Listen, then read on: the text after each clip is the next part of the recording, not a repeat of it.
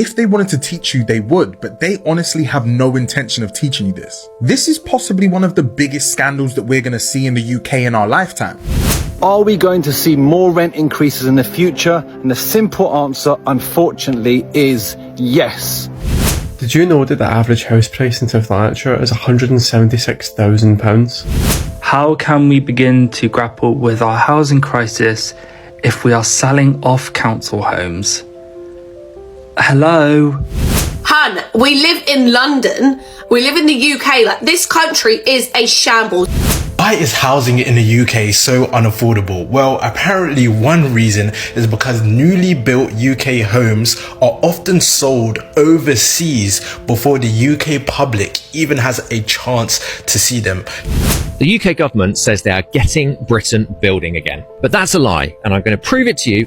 But a lot of people have also said, like, why not try save to buy a house? Of course, that's my goal. I'm sure that's many of you's goals, is to buy a house. Don't even buy a house. There is no point unless you're literally putting down the whole amount. Like, don't get a mortgage, basically, because our mortgage has gone up by £870 a month. So they put the mortgage rates up again, meaning that thousands of people are going to default on their homes and their mortgages. But no, you want people to be maxed out just paying for rent or paying for a mortgage, and that's ridiculous. They haven't got a Scooby-Doo how to tackle this inflation. The system isn't broken, it works perfectly for them.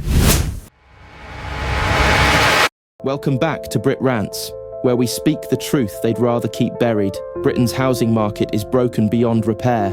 Owning a home, out of reach. Renting, robbery, social housing, you'll be lucky to get on the list before 2035. Landlords are charging £1,500 for damp box rooms. Investors are buying entire postcodes, and developers are hoarding land while homelessness surges. And what's the government doing? Blaming migrants, dodging responsibility, and building next to nothing. This isn't just a crisis, it's a national disgrace. And Brits are raging. If you're tired of being locked out of your own future, hit subscribe, because here on Brit Rants, we call it like it is. Did you know that the average house price in South Lanarkshire is £176,000? Since April last year, the council area has seen an 8.4% rise in price, ranking 20th among Scottish regions. The city of Glasgow ranks slightly higher, with an average house price of £187,000, an 8.7% increase from last year. Looking at Scotland more broadly, East Renfrewshire is the council area with the highest prices, with an average house price of £302,000. As for the area with the highest rise in price, that would be the Shetland Islands, costing £225,000 per average house, an 18% increase since April last year. The Scottish Government officially declared a housing emergency in May 2024, with mounting pressure on officials to combat the cost of living crisis and the rising housing emergency. Why is housing in the UK so unaffordable? Well, apparently one reason is because newly built UK homes are often sold overseas before the UK public even has a chance to see them. Check this clip out. Derelict Haygate Estate in Elephant and Castle. What was once home to 3,000 Londoners is now being bulldozed to make way for nearly 3,000 modern apartments. The first 200 will be ready for 2015, and they've already gone on sale in Asia. I resent the fact that when we have such a housing crisis in London and so much unmet demand, so many of our homes are being marketed abroad and sold abroad before Londoners have a chance. New developments are increasingly being taken abroad before being put up for sale in London. One agent told us some developers now head straight to places like China and Singapore, meaning a whole block of flats could be sold overseas before it's even been built.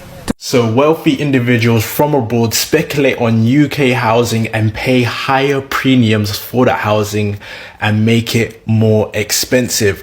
Approximately 2/3 of the UK's property is bought by foreign investors, with Hong Kong being the largest source of buyers. In 2022, 57% of real estate investment in London was made by foreign investors. So yeah. The UK government says they are getting Britain building again, but that's a lie, and I'm going to prove it to you in 60 seconds. They promised 1.5 million homes in 5 years. How many have they built?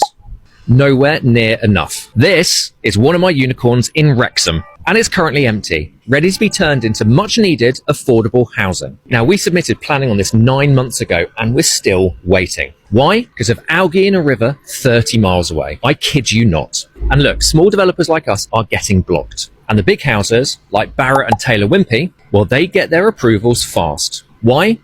Because the planning system is rigged. Major shareholders like BlackRock pull the strings. The system isn't broken, it works perfectly for them. What in the cost of living crisis the government's taking the out of us and they know it nonsense is this? So they put the mortgage rates up again, meaning that thousands of people are going to default on their homes and their mortgages. And now the government have come out and says, right, what we're going to do for you is we're going to make sure that nobody can get repossessed within the next 12 months.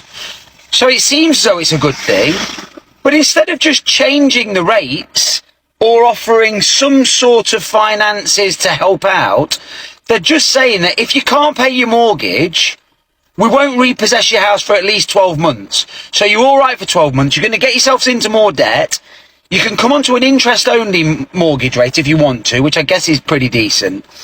But they're deferring you getting your house repossessed for another 12 months. They haven't got a Scooby-Doo how to tackle this inflation. The petrol prices are coming down, which means that inflation should be coming down soon. But what an utter piss take. They're almost admitting they f***ed it right up. They haven't got a clue what they're doing. And they're offering you 12 months before you get kicked out. So a few people have asked me about the new 100% mortgage. Should you get it or not? You might have seen that a new lender launched a 100% mortgage product this week, meaning you can buy a property without needing a deposit. Now, one of the biggest obvious barriers to entry to buying a property in the UK is, of course, the huge amount of capital that you need up front. The average size of a first-time buyer deposit in the UK is around 60 grand. So a product that allows you to put down nothing grand is naturally going to attract a lot of attention. So you might be thinking, what's the catch? Well, firstly, here is some of the criteria. It's actually available to first-time buyers and home movers buying up to 600k. Borrowing is capped at 4.5 times your income. This means that someone earning 50 grand a year could hypothetically buy a property up to 225 grand, even without having any savings. You do need to fix in for either 10 or 15 years, and it's not available for new builds and flats. Interest rates also start at 6%. They're also offering an automatic rate reduction as the loan to value reduces over time, which could be appealing considering you normally need to remortgage to get a better rate. Now, before touching this product, you need to be fully aware of a few things. If house prices fall, you could find yourself in negative equity, meaning you owe more on the mortgage than your property is worth, meaning you can't sell the property without paying the shortfall yourself, meaning you're kind of screwed. An example of this is if you bought that place for 225 grand with a 100% mortgage and the value dropped to 200 grand, you'd be in 25 grand's worth of negative equity. You'd find yourself in a very awkward situation if you needed to sell.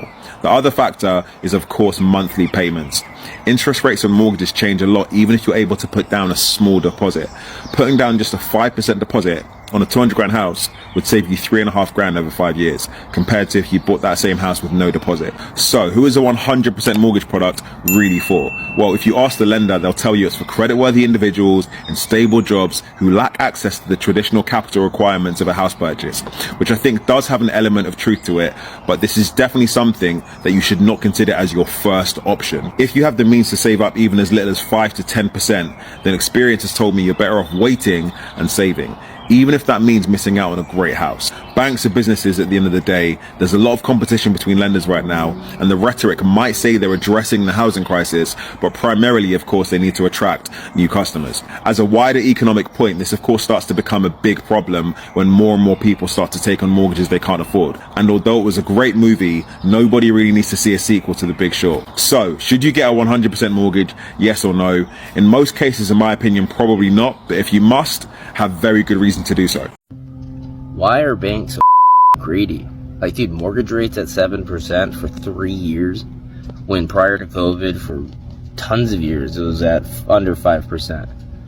Now we can't get it even close to under 5%, even though that would spark a really good, like, cycling of houses. People would start buying again, people would start selling and feeling a little more confident, like, buying another house at like a decent rate. Yeah, maybe not 3%, but at least it's not 7. But no, you're gonna hold it at that level of 7% for however long. There's no end in sight because the 10-year yield were going up even when you lowered interest rates a year ago, and then that caused mortgage rates to go up.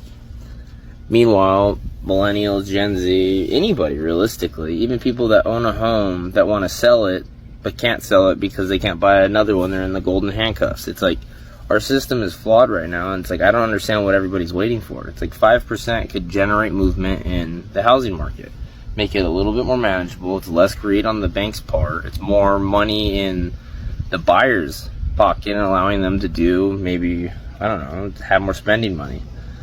But no, you want people to be maxed out just paying for rent or paying for a mortgage, and that's ridiculous. And then if you find a house that's even affordable, that's like, okay, this is kind of under market value, but it's gonna require a little bit of work. Good luck trying to beat the bank buying that shit. Or a corporation, LLCs will come in cash offer and beat you out because they know they could flip it and make a quick $100,000 off that flip. Meanwhile, you're just trying to buy a house for your family. Impossible to do because everything's stacked against you. You have to go through so many open houses, so many rejections that you have to buy a house that's already fixed up, and then you have to pay the super high interest rate. It's like, dude, just at least lower the interest rate. Make it somewhat of a fair game. This is like not even fair to people trying to buy a house. Like, I don't know. I just feel like nobody's making an honest effort to really bring that down efficiently, or at least the people that are responsible for it are failing. So, and then you have BlackRock wanting to own 60% of all houses, making how many people become renters, so that nobody ever owns a home. You just work your entire life with no ownership. Like, that is, system needs to change. Nah, these London rooms are taking the absolute biscuit. £875 to stand like that. £875 to stand like that. I've got a crick in my neck just looking at this picture. £875 to live in an acute angle. Are you mad? Crouching down to open your drawers. Bills not included. Due to the sloped ceiling, this room would suit someone on the shorter side who doesn't work from home. So not only am I paying £875, I can't even work from home. For me, it's the audacity to make these requests as well. Like, not only am I living like Harry Potter in the Prisoner of Azkaban, I'm living like Matilda in the fucking Chokey, and I have to be female to move in, and I have to be short to move in, and I have to work from the office 5 days a week. We're getting so mugged off in this country. My friends who live in Stockholm, one of the most expensive countries in the world is Sweden. My friends who live in Stockholm live alone for less than this in the city centre. My friends who live in Istanbul live alone. My friends who live in Berlin live alone for less than this in the city centre. It's madness. I want to talk about buying houses in New Zealand versus buying a house in the UK. Buying a house in New Zealand, you go to see the house, you take a builder to see the house, you get the information on the house, a LIM report, you find out the drainage, you find out all the things, and then you put in an offer, your offer gets accepted, and then you buy it and you pick a settlement date, and then you settle and you move in. Yeah, that's what happens in New Zealand. So let's go to the UK. In the UK, you go and see a house and you get like 10 seconds to look at the house. It's like, okay, I'll go and look at the house. And then in my head, I'm like, right, well, I'm going to need to get a builder to come around and check out the property with me. And then I'm like, do you have the LIM report, which is the information that you get that tells you about the drainage, the boundaries, the... If you're wondering why social housing lists and the housing crisis is like it is, you might look to our government who, after saying they'd build a council house for everyone that was sold or lost, have only built about 44,000 replacements after 118,000 have been lost. And yet the right to buy scheme still exists. Nobody should be buying council housing. Absolutely nobody. Not until at least you can guarantee that for everyone that you sell, you will build another. How can we begin to grapple with our housing crisis if we are selling off council homes? Hello? Sense? Anyone? Anywhere? And yet Angela Rayner, who looks to be the next housing secretary, is refusing to rule it out. Not only has she benefited from the scheme, she has basically agreed to continue Margaret Thatcher's disastrous policy. Somebody commented on a video I posted the other day saying that this is an emergency, and it is. It's not only a crisis for the long term, but it's an emergency right now. And it's terrifying that nobody seems to want to grapple with the problems and actually make decisions that can be taken, like at least ending the sale of council houses. Surely you can do that. I sometimes get responses from people saying, like, what can you do about it? Why don't you just like shut up and put up? But that's not okay. We've been screwed over, and we will continue to screw over future generations if we can't, one, create some kind of rent controls so renting is not the disaster that it is, and two, build more housing. What future do we have if we can't do that? And maybe you're not fully aware of what's going on. It's complicated and it's overwhelming, but the problems you're facing with rent and not being able to find things and it being too expensive, all because of this, because of a lack of housing and decent housing and affordable housing. So you should care. Our mortgage has gone up by £870 a month. We bought our first house back in 2021. We fixed on a 1.85 year fixed fee. We were paying £580 a month. Sold our house at the end of May, so that has all come crumbling down, and we have now fixed on a deal for 4.39%. Our mortgage has gone up to £1,400 a month. However, we were fully aware of this was going to happen. As soon as we fixed at 1.89 and we said to ourselves, we are never going to get a mortgage this low ever again. So, 1, we overpay on the mortgage. 2, we enjoy it while it lasts. And we did. We went on holidays, spent our money just how we want to. We definitely tried to overpay on the mortgage as much as we could just to anticipate this new mortgage rate. We were living in a 2-bed semi, and we are moving into a 3-bed semi with a garage, bigger garden, bigger rooms. We had the Help to Buy loan on the previous house, which we have paid off. No more holidays or no more luxuries for a while. We need to buckle down and, ride through this new mortgage rate until hopefully they come down even more. For £975 per month, you can get this fantastic room, which has a single bed next to a makeshift oven, a hob, a fridge, and a sink. Let's explore this room in greater detail. So let's explore this makeshift kitchen. So you have a microwave oven, on top of which you have a hob, which is fantastic if you want to fry food or cook anything on the stove. Next to that, you have a fridge or fridge freezer, somewhere to keep your food cold. As this is a house share, it's perfect because you can hide your food and make sure nobody else in the house eats your food. Why? Because the fridge is right next to your bed. And of course, you need somewhere to wash these dishes, and it comes with a sink. Now, let's explore the bathroom. The bathroom comes with a shower, a toilet, and a sink. In the description, it's listed as furnished. It has water, central heating, wood floors, and the hot water is included within the price of the rent. For under £1,000 per month, this bedsit, this room in a house share could be yours to rent. For more videos like this, make sure to follow me on TikTok and comment down below. Are we going to see more rent increases in the future? And the simple answer, unfortunately, is yes. Here are the reasons why.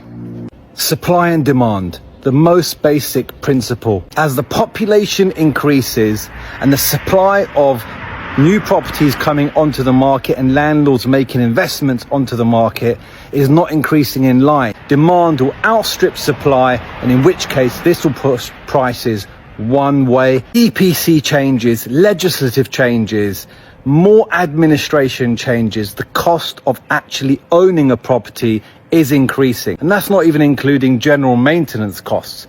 So when the landlord's costs are increasing and the cost of operating and maintaining a property is increasing, then naturally they'll have to consider passing this on. That's another contributing factor. With the Renters' Rights Bill coming into place, landlords will not be able to get a rental figure above the advertised asking price. Now, this is going to concern lots of landlords and have a knee-jerk reaction where they're going to say, well, might as well try the higher end as opposed to the lower end, because even if I put it on at the lower end and I would have done so, or I wanted to at the beginning, I'm not going to be able to get a higher level, so therefore it can backfire. I'm going to go for the strategy of putting it at the maximum possible price. If everybody turns around and does that, then all of the properties coming on the market will be priced at the top level as opposed to the competitively bottom level. This is definitely going to have an increase on headline rents, and naturally it will have an increase on rent prices. George Osborne in 2016 absolutely ruined the market. Now, I'll be posting another video in the future about Section 24 tax and the real impact. However, in a nutshell, landlords are being taxed on turnover and not from their profit. This has resulted in some landlords making a real profit of even £1,000 or £2,000 at the end of the year, but actually making a paper loss based on the new taxation system. Now, this is something that has crept in, and although it has been in place since 2016, the issue is that the interest rates were at an all-time low. So despite landlords having to pay more tax, the true impact was not actually felt. A lot of old school landlords have struggled to make a profit, and in doing so they've got no other option but to increase the rent. 5, 6, 7 years ago, when the interest rate is all-time low, a lot of landlords were reluctant to increase the rent because their costs were low, therefore they didn't really have to, and they just let it slide. But as landlords have coming out of those fixed terms and they need to refinance, they're seeking for mortgage products in the current market, which are now 5, 6, 7%, and they're struggling to make the investment viable at the old rents. So they've got no other choice but to increase the rent. Unless these variables change, then I can't see why rents will decrease. Whilst rent increases are unfavourable for lots of tenants, unfortunately we are in a marketplace which has all of these factors that people need to consider. What the government really needs to do is incentivize more landlords to buy properties and increase supply. And if you're not incentivizing landlords to buy properties, then you need to start building more properties to give people choice and allow supply to increase.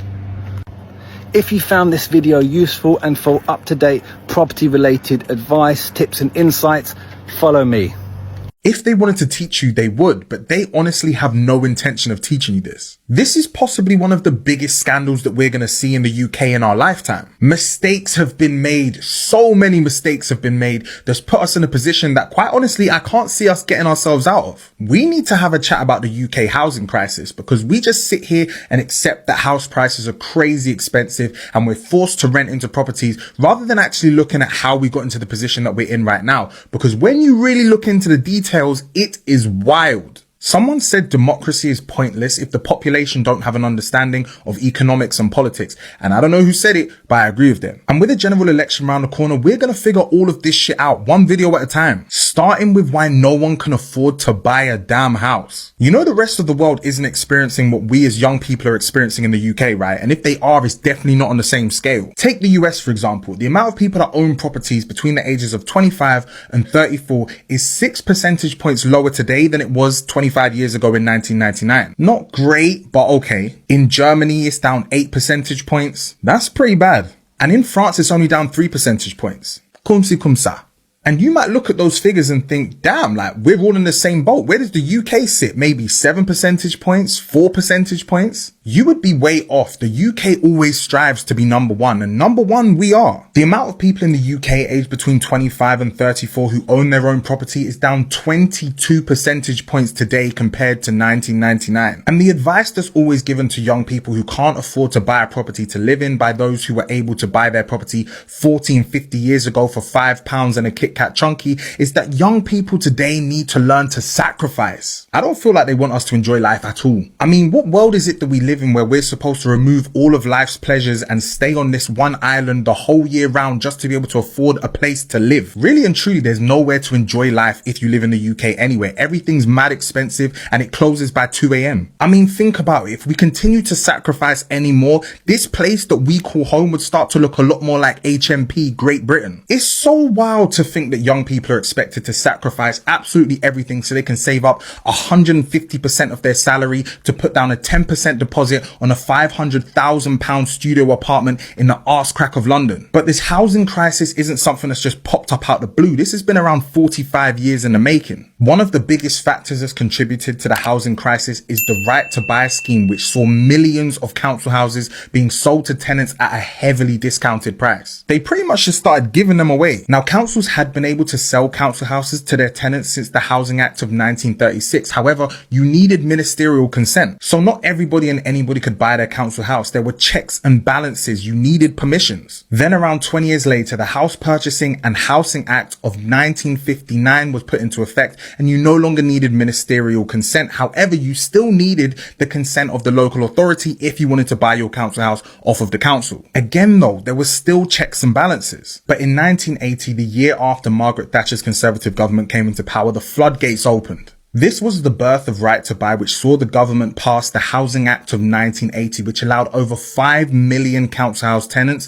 to buy their council homes at a wildly discounted price. The minimum discount started at 33% with an additional 1% discount for every year over 3 years that you'd lived there. The maximum discount couldn't exceed £50,000, which today works out to roughly around £200,000. In 1980, 55% of households were homeowners. That number had jumped up to 72% by the early 2000s, which sounds great. People were getting on the property ladder if it wasn't for the fact that no one was building new houses to create social housing for the next generation. In 1979, the UK had around 6.5 million council houses providing affordable housing for those who really needed it. As of today, that number's as low as around 2 million. And you might look to the councils and wonder why they didn't just build more houses, but why would they? I mean, why would they invest in building new social housing just for the tenants to be able to buy them a few years later at a heavily discounted price? The government were hoping that the private sector would pick up the slack and start to build affordable homes for the younger British population, because private companies are so good at putting our needs before their profit margins. The reason you can't get a council house, it isn't because of immigrants and it isn't because of illegal immigrants. It's because the government flogged all the council houses and now your family have nowhere to live. And you, like me, might have thought, well, how has all of this caused the issues that we're seeing today with young people renting everywhere and not being able to buy their own house? With the amount of people that were able to buy their council houses since the 1980s, there should be loads of properties on the market. It should be a buyer's market. The truth is, the Right to Buy scheme never worked out the way that it was supposed to. Over 40% of the Right to Buy homes are now privately rented, meaning the amount of council houses available to those that need them aren't there because they're being rented out to us for astronomical prices. This also means that councils end up having to put people who they would normally put in a council house into a privately rented house and then pay the private landlords part of the tenant's rent. At this point in time, around 1 in 4 private renters in the UK receive housing benefits. Can you deep how much of an own goal this is? I mean, think about it. The council builds a house and puts someone in it that needs some help and charges them a very reduced rental fee. They then sell them that same house at a heavily discounted price. The tenant's happy because they're now on the property market. They stay there for a few years, pay off the little mortgage that they have, and then sell it for a massive profit. The council then deep that they've sold all of their properties and have nowhere to put new people who need social housing. So they end up going to the private landlord who's bought the council house that they sold in the first place for peanuts and paying that person rent at an extortionate rate. This also contributes to the competition that young people are facing when renting, which is why their rent is also crazy high. And some people are having to pay more than the asking rental amount just to be able to secure a property. Now, everything I've mentioned so far is just a part of the issue that we face in the UK as young people trying to get on the property ladder. But it is a very big part. But there are definitely some other pretty big factors. When it comes to buying properties in the UK, there is a massive wealth gap between investors who were looking to buy a property to then rent it out in the massive renting market we have in the UK, and first-time home buyers who've scraped every penny that they can to make up the 10% deposit that they need to buy a house. You also have the fact that there are a lot of property developers that own a lot of land that houses could be built on right now, but they're waiting until the value of the land is at the highest that it could possibly be, so when they do build on it, they can get the most amount of money from the houses that they build. And you can't just build houses anywhere. There has to be jobs, schools and shops nearby just for it to be a viable place for you to live. And councils not allowing certain areas to be built upon in order to preserve the natural landscape of the community. And when you take all of that into consideration, you end up in the situation where we are now, where there isn't enough affordable housing for young people, and young people are stuck either renting or living at home with their parents. And based on the government's research, they believe 300,000 new homes need to be built every single year so that young people can move out of their parents' houses, stop renting and have a home of their own. Despite this, over the last 10 years, they've only been able to build an average of 178,000 homes every year. All right, housing crisis video, yeah? Why is everyone mad that I'm stating the obvious? Like, Hans, I am not the only person on this planet. Okay, so after my housing crisis video went viral, yeah, the comments, some of them, so many people can relate. Some of them are like brutal, you just want to cuss out, like, because I've got 4 kids and I'm 25. Like, okay, why do you care? Do you pay my bills? Do you pay child support? Do you need to be worried about me being 25 and having 4 kids? Like, you don't. But anyways, that's like a whole different video. But yeah, I'm only stating the obvious about this housing crisis. I know people who are like the head teacher. When I say I know teacher, like the head teacher at my kid's school, when I told her like, our situation was a bit crazy at the minute, she was like, she as a head teacher, she knows that she'll have to stay in this tiny little house that she has with her kids because she can't afford to move and live somewhere else. Now she's a head teacher. I'm not saying that, okay, that's the most well-paid job in the world, but as I'm obviously not working and I'm comparing myself to a head teacher who still can't afford to do it, like, well, why are you vexed at me? And people like, put like, oh, I scream poverty and all of this rubbish. Hun, we live in London. We live in the UK. Like, this country is a shambles. Okay, everyone can tell me like what they want to say. Go back home. I was born here. I'm British. Or they want to say move. I do want to move. Like, I just don't think that this country is the best for any of us. Even those who are working. Those who are working are what? Working to do what? You tell me what you've been able to achieve since working. Okay, maybe you own your car. Maybe you own your house, but you're paying a mortgage and your interest rates are changing. Anyways, that's again another video. I don't really know much about that. But a lot of people have also said, like, why not try save to buy a house? Of course, that's my goal. I'm sure that's many of you's goals, is to buy a house. However, actually, loads of people who own their houses have said to me, Georgia, don't even buy a house. There is no point unless you're literally putting down the whole amount. Like, don't get a mortgage, basically, because you're stuck. Like, you're just stuck. So, I don't know. This housing crisis is bizarre. Rent prices are mad. And I know we all know it. And those who want to say this, that, and the other, good for you. You're probably a single person renting a 1-bedroom. Amazing. That's good. I'm glad you chose that route because this route is crazy. But yeah, I just felt like I had to address this housing crisis again because my video is still going round. It's still making the rounds on everyone's FYPs. Still getting the comments. I know loads of you can relate. Loads of you are talking about councils. Like a lot of the councils are a shambles at the minute. What confuses me is they're building up all these properties, like especially in London. I don't know about anywhere else, but all I see, like London right now, North London, it looks like a big shadow has come over us because there's that many flats going up. Sorry, there's that many flats going up. We're not even getting any natural light anymore. Like, if you know, you know. And there's a specific area that is like crazy, and they're just trying to do this social cleansing thing. They're just trying to get all the, let's say, lower class out and keep all the upper class in. But it's mad. I know that as well. Loads of people from like Japan, in like overseas, can't name countries, so I'm not 100% sure, are buying properties here in the UK and just leaving them empty. Now, of course, everyone's allowed to do what they want. That's probably how they make their money. I don't know, because I don't know, maybe the property's worth eventually, blah, blah, blah. I'm not sure.